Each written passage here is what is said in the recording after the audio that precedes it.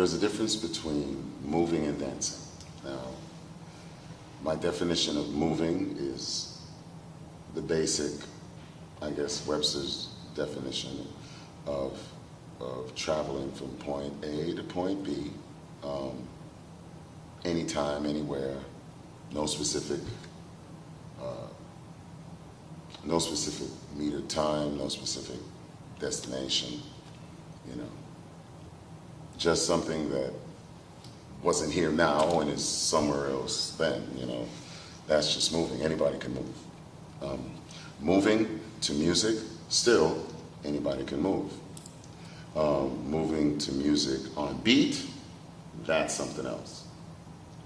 So, I honestly believe if you can walk, you can dance. But for some, it does take a little bit more work to be aware that there is a structure of a meter time that you're working within. Now, when you get more advanced in being familiar with that relationship, then you can go out of time and then roll back into time. But if you're doing out of the time all the time, then that's a totally different thing, you know. Yeah, so movement and dancing are not the same.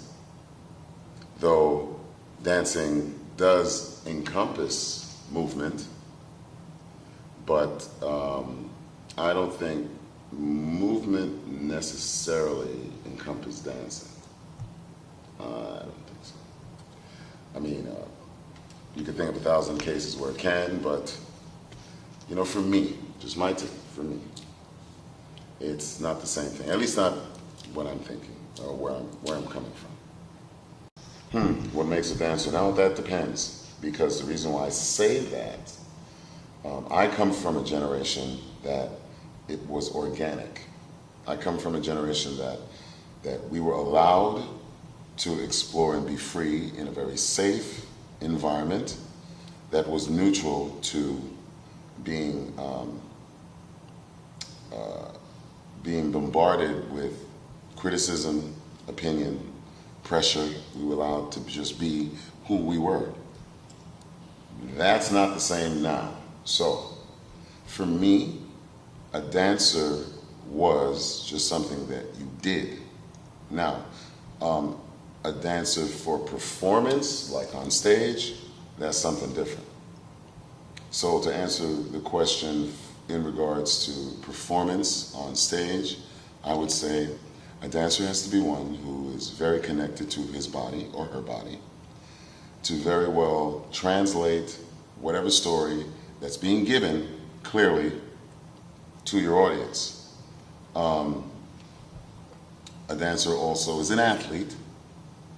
So since your body is your tool, you have to take care of your body, and your body has to articulate very clear messages that your audience is supposed to get. But now, that's performance for stage. A dancer as a lifetime dancer, meaning doing this dance or any dance for no reward, for no purpose other than the pleasure of pushing your body to the limit, that's a whole nother ballgame. You know, a dancer in that regard is one who does things and dances for the right reason. For us, it was an emotional thing. What I mean for my generation. A lot of us, it was our escape to not have to deal with whatever situation is happening at the time. Maybe just for a short time, maybe 12 hours, we could forget about it and just do our thing. But as we're doing that, and as we're having fun, and as we're pushing our bodies, and we're being inspired by everybody in the room, you know, there were trained dancers that were there that had money, maybe that took classes and so on. And what we did is, oh, you did that step, that's kind of cool. Show me how to do that. Oh, da-da-da-da-da, show me how to do that. Show me how to do that. And I have a saying, your feet tell me everything I need to know. I can tell where you're from, I can tell if you practice, I can tell if you don't, I can tell if you're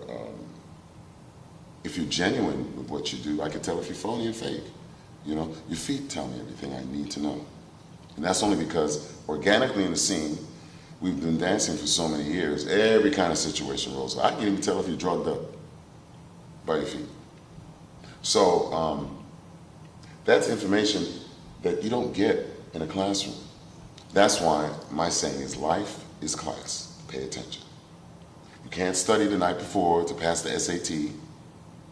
Boom, life is class. So the club is the classroom. Back in my time, we didn't have this situation where you can have, you know, classes and learn about hip hop, which, and I must say, hip hop now is a term that's loosely used for all urban dance and urban dance styles.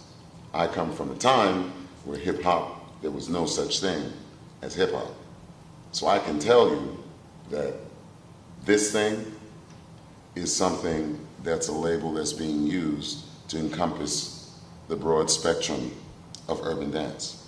That means dance that's in the streets, dance that's, you know, done by the youth, or a town, or a village, or whatever.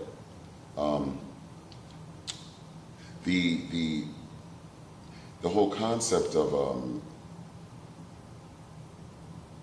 hip hop is a good thing for the fact that it does unite the youth. You know, you don't have to know the language, meaning verbal language, to get it in. That's important. But also, I think the youth now are more geared to finding out, or wanting to find out, the information, which is good, because it's like anything else. If you live in your town, you live in your town. You don't want to, that bar over there might have history. It's just a bar, you know? But if somebody else comes into your town, they're like, wow, that's kind of cool. Can you tell me about that? You know, that's the big thing here, because in America, we don't even know our own history. I mean, it's there, but because it's there, it's like the Empire State Building. It's in New York. I don't need to go there because I could just see it, you know?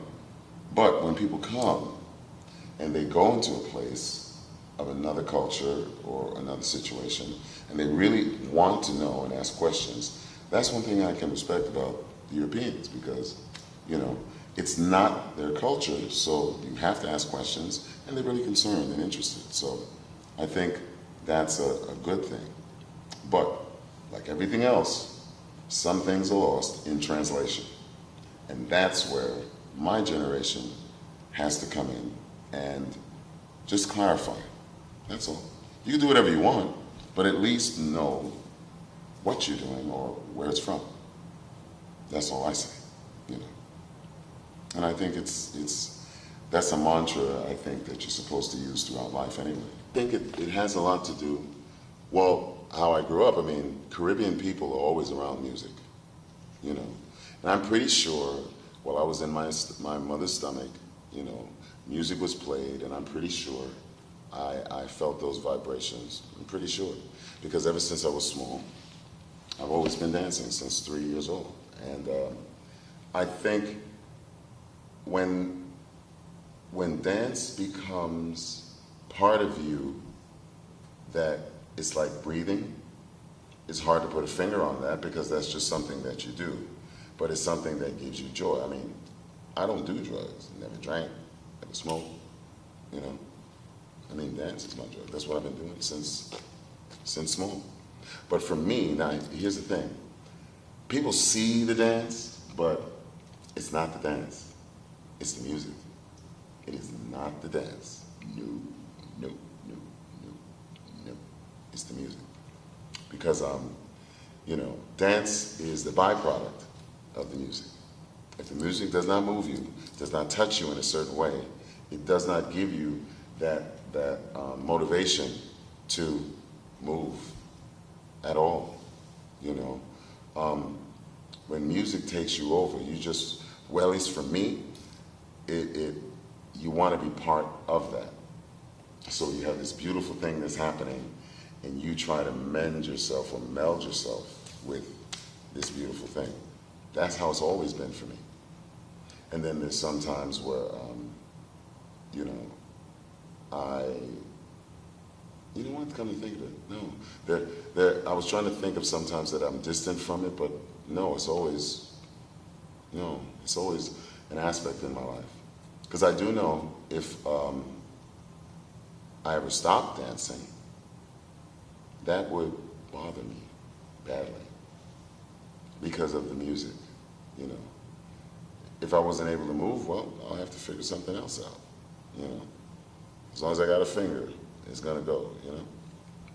So I think for how music takes me over, it's a symbiotic relationship. You can't, it's not separate.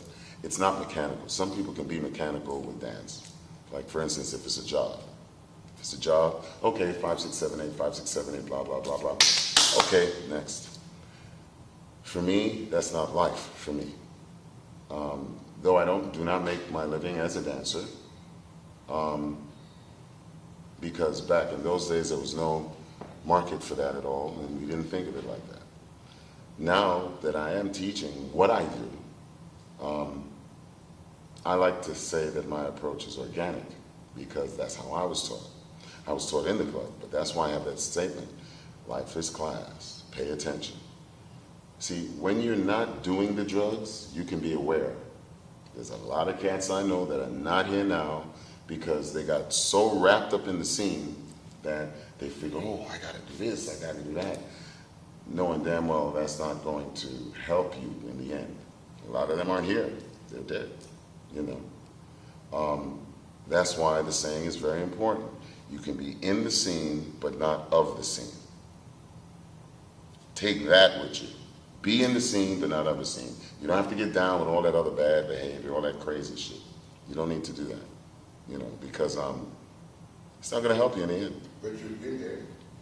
I've been in the scene, but I'm not of the scene. I didn't do the drugs. The music was my drug. You know, that's interesting, because my mom and dad, they did allow me to be up to a point, because my mom wanted me to be a preacher. She did not want me to dance at all. When you're a kid, yeah, it's cute, it's cute, it's cute. But I guess when she saw that it started to go a little further, she was like, no, no, that's the devil's music. Why are you dancing to the devil's music? So she was heavy religious, you know, Seventh-day Adventist. And it's almost like being Orthodox Jewish, I think, you know, so there's a lot of restrictions. And, you know, I'm very like, baby, that's your thing, that's cool, you know. But me, I got to do my own thing. And that's where we clashed a lot. You know? Oh, yeah, man, we clashed. See, my mother was a seamstress. She used to sew in the evening and sleep during the day. So when I got my first job, it was in a movie theater.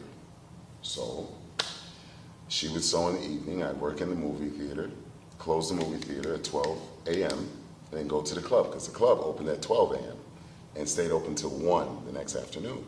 So what I did is I went to the club, and I came back like maybe 4 in the afternoon, Sunday. By that time, she was asleep. So I didn't have to deal with that. I mean, sometimes she caught me, and then I used to get it. She used to walk after me spraying, because, you know, back in those days, they smoked in the club. So when I come in the house, the smoke would be following me, and she'd go, Archie, she would give me all that heat, you know. But, you know, when you love what you do, you just do what you do. You know? Talking about your mother, it's like you're living only with your mother. No, see, because my dad, he was slick. My dad, if my dad spoke 8,000 words in his lifetime, I'd be surprised. Because my father was very, boy, yes, no, okay. Because it was a traditional role. He was the kind of guy that was the provider. I knew him as my dad, but as to say I know about my dad, no, he was very with that. And because, you know, in my mom's family, the women are very dominant, so, you know, my dad just let her do what she wanted to do. If there was something that he really had an objection to, he'd just bark once, She shut it down, you know, but he gave her a lot of freedom to do her thing, you know. So her job was to keep us in line, you know. But the problem to that is if you hold on to your kids too hard, they run, you know, and that's what I did. But in a certain way, your family protect. That's what they do. Because they didn't know. They're first generation West Indian American. So you're going to take your roots from home and bring them to the country, right? But America is not the West Indies. There are good parts of it. Where do you come? Well, they come from Dominica, Roseau. But I was born in Curacao. So my birth certificate's in Dutch. I left here, I left Curacao when I was 1 year and 8 months old, so I don't know anything about it. But I have my birth certificate and it's in Dutch. I kept looking at that and I said, wow. I can read it. I can't speak it all that well, but I can read it. You've been in Holland. Oh yeah, I've been coming to Holland since '91. Tell the people. Yeah. Something about it. Holland is fab. Let me tell you, in the '90s, Holland was hot. Hot! And you know, I'm a party kid, so, you know, Holland was a place. The Trut, the It, the Roxy, Exit, Havana, all these places were smoking in the 90s. I mean, smoking. Oh my God. You know, and come to find out, John and I have the same history going through the same clubs here, you know, because actually, I didn't know that was him in Havana, because his whole crew used to hang out and do their thing in there, which was really cool, but we all vibed, and, you know, we didn't know. But how did you come there? You were on holidays, or? No, teaching. SNDO, School for New Dance Development. They took a chance on So trying you were this living in program.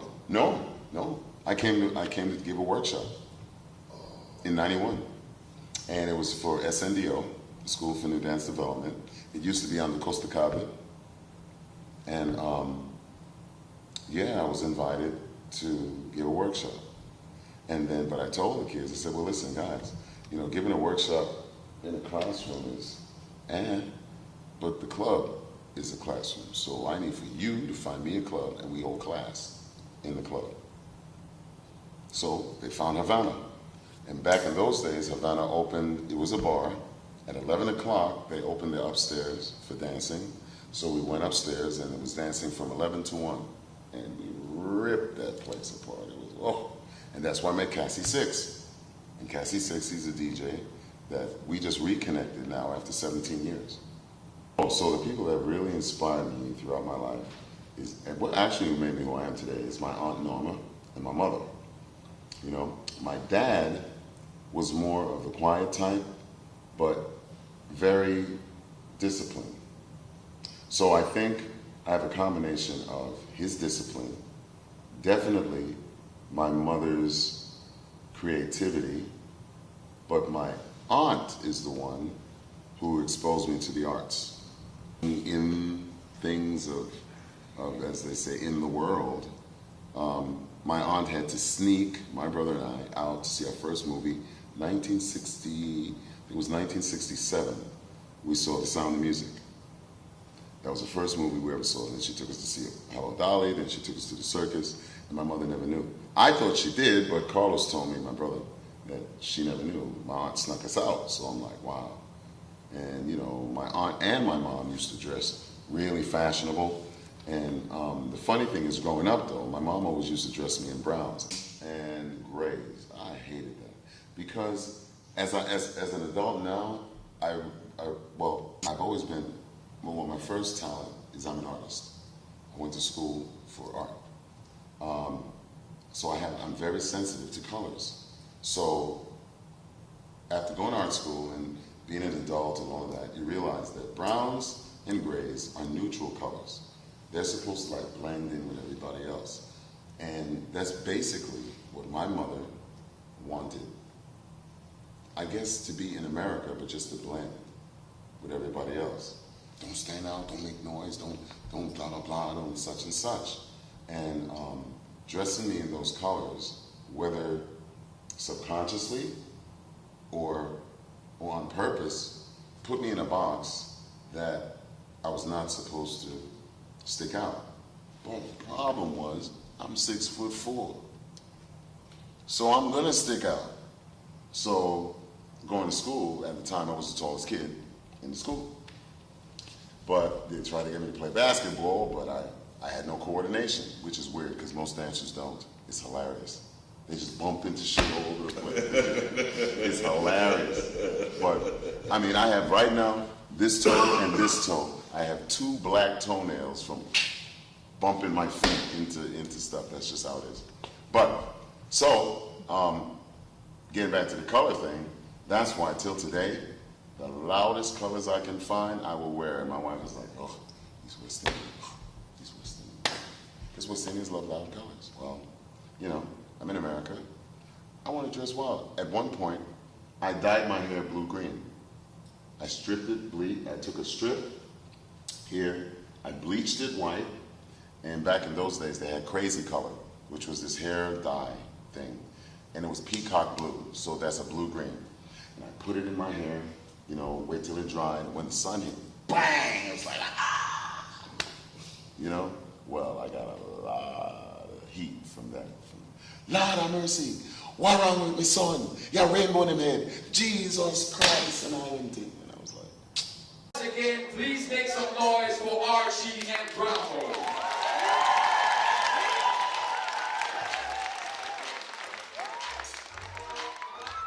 Yes, yes.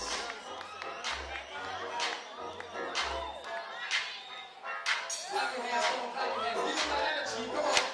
Come on, come on, come on, come on, come on. Yes, yes.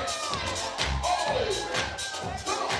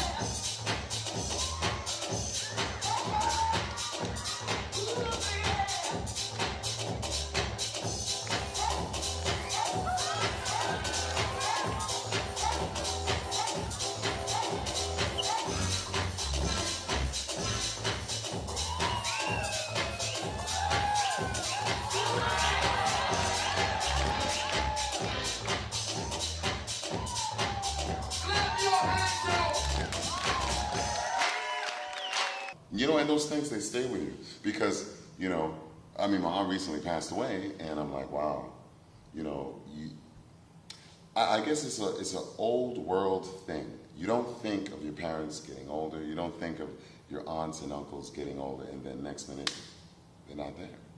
You're like, wow. Even till today, because she just died May 15th, I'm still saying to myself, did that happen? I mean, because that's like my buddy. Did that happen? You know? So, I honestly think that the people who inspire me in the beginning, now that's parental-wise. Now, the things that inspire me dance-wise, because in those days, you know, we were poor, we didn't have no money. She couldn't send me to school or anything like that. I mean, dance school. At 12, she did try to send me to ballet school. I think I lasted 3 months, and then the discipline, I was like, I ran. You know, but then again, the kids used to tease me because I had to wear these red tights, and back in those days we had briefcases to go to school. So I had the red tights in the briefcase and my books. So I had to go to class after school.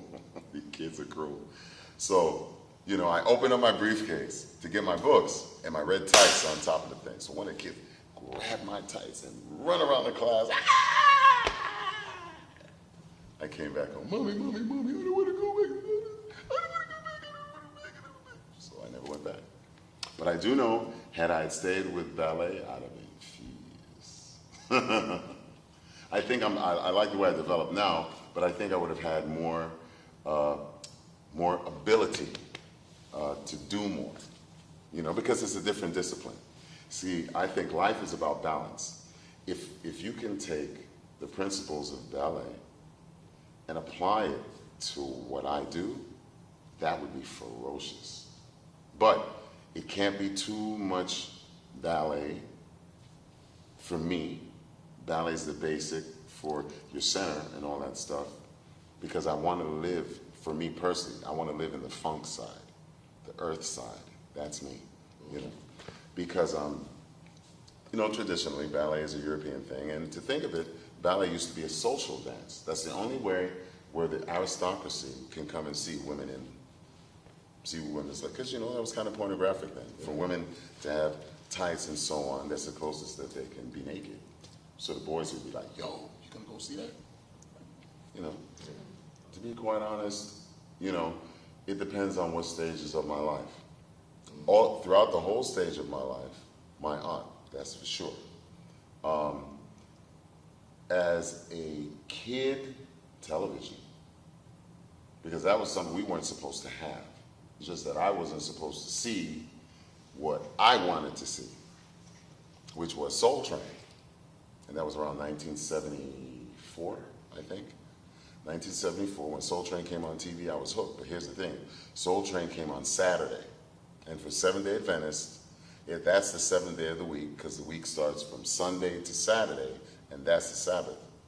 So I wasn't supposed to see it. I wasn't supposed to do anything from Friday sunset to Saturday sunset. And I was not having it. So me and my mom always got into it, because I wanted to see Soul Train. I wanted to see them dance because she wouldn't let me out, so I wanted to find out what the new dances were. So that's why when I finally went out into the club scene, I was dancing with a California flavor in New York, and I stood out anyway, you know, which kind of made it like this kind of attention, like, oh, well, what's he doing? Now that was when I used to go to the regular clubs. When I found the underground, it was the home, because I could do what I learned from the television that became me, and I wasn't being judged. And I thought, wow, this shit is cool. As soon as I got in there, I was hooked. Yeah. Mm-hmm. Can you name some places like? I can name them all. Yeah. Yeah. Okay, the places of the place we used to hang out. Yeah. The Cochrane. Now this is in New York City. Sound Factory Bar. Sound Factory. The Cochrane. The Palladium. The Garage. The Loft. Baseline. Plato's Retreat. Melons. The Anvil. Hellfire Club. Galaxy 21, Ipanema, Gotham's West, Gotham's, Roseland, Styx, let's see, Peppermint Lounge, Electric Circus, Inferno, I even did Disco Fever in the Bronx. Broadway 96, which became Broadway International, Copacabana, the Red Zone, which became Red Parrot, Studio 54 we did, Bonds International. You see all these clubs? This is what we did like every day. Let's see, there was also, Vitamina, the Vitamina parties, House Nation parties, the party called Friends, The Choice, which was an offshoot of the Loft, what was it? The Ozone Layer, which used to be called Player's Choice. Ice Palace, 57 West 57th Street. That was hot. Ice Palace.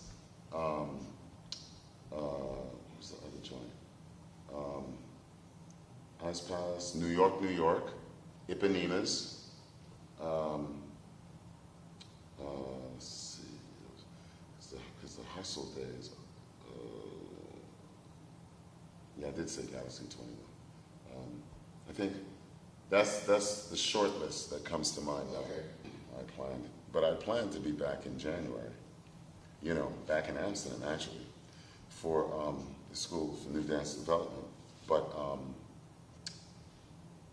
I have to see how that works with my time, because see, the deal is, as a dancer in New York, you have to maintain certain things. Now, in order to be successful, this is a key thing for anybody listening. If you're a dancer in New York, I don't know if it applies here, but a dancer in New York, in order for you to be successful, you have to have a support system.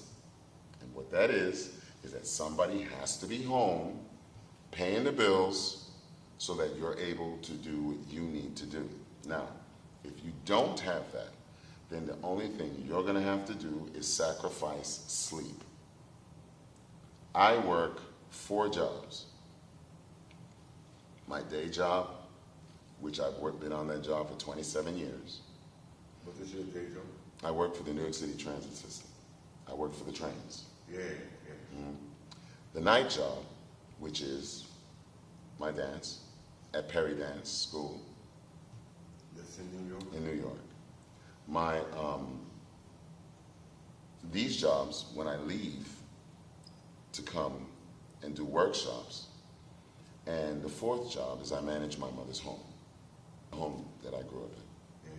You know, I'm a landlord, so Yeah. you know, I manage that also. Yeah.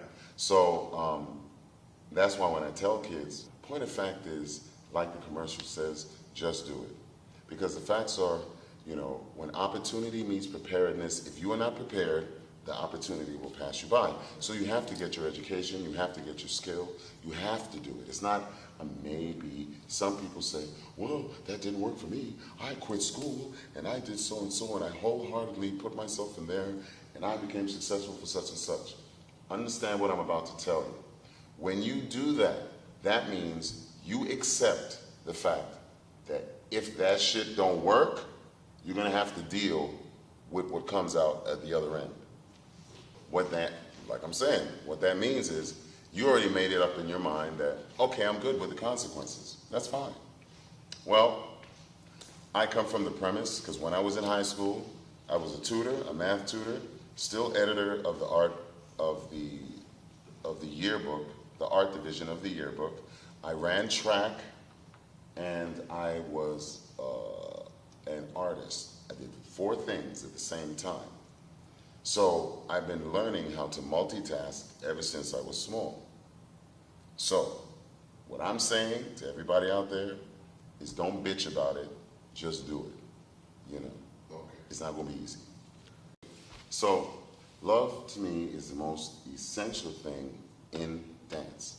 Without the love in the dance, I'm saying, and I don't care who is hearing this, there is no dance without the love. Because that's some bullshit. There is no dance without the love. Now, dance is a vehicle for you to express whatever emotion you're feeling.